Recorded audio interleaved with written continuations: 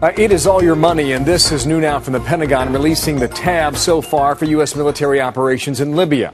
The cost of missiles alone, nearly $300 million. William LaJeunesse is live in L.A. He breaks down the numbers. What you find, William? Well, Bill, weeks ago when the president spoke to the nation and said U.S. involvement would be limited and narrow in scope, 68% supported the use of military force in Libya. Now that support is down 14 points and 59% are against arming the rebels. Every week it appears our patience grows thinner and Americans' wallets grow lighter. As missiles fired on Libya last month, the cost to U.S. taxpayers soared. Almost 200 Tomahawks, $1.5 million each. Operating a fighter jet, $10 grand an hour. Almost 500 one-ton warheads, $40,000 each. One downed F-15, $60 million. Maybe we ought to think about all of these things before we start blowing things up, because that seems to be what we've been doing lately. We blow something up, then we go back and rebuild it. And experts say the price tag doesn't end there. A limited no-fly zone, $30 to $100 million a week.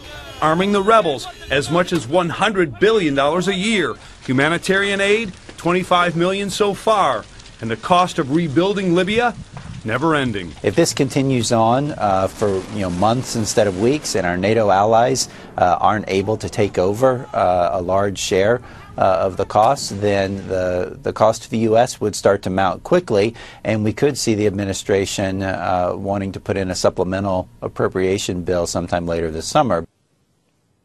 And the reason for that, of course, is we're spending $110 billion in Afghanistan, $40 billion in Iraq. Now, so far, about 10,000 have died in the fighting in Libya's civil war, what many call a tribal war. And, Bill, while it's impossible to put a price tag on human life because of that stalemate, as you know, Britain and France want us to re-engage military, and Italy now wants us to arm the rebels. The bottom line, the cost of this conflict isn't over. Yeah, and that could go up, too, if you're going to arm the rebels. William, thank you for that. To our viewers at home, go to our website, foxnews.com. Under the tab right here, it's all your money. That's on the top of our homepage. You can scroll down after you click on the area where it's all your money, allocated costs, as we mentioned right here with William a moment ago. Here is where things get interesting, though. Let's say your household makes between $100,000 and $200,000 a year.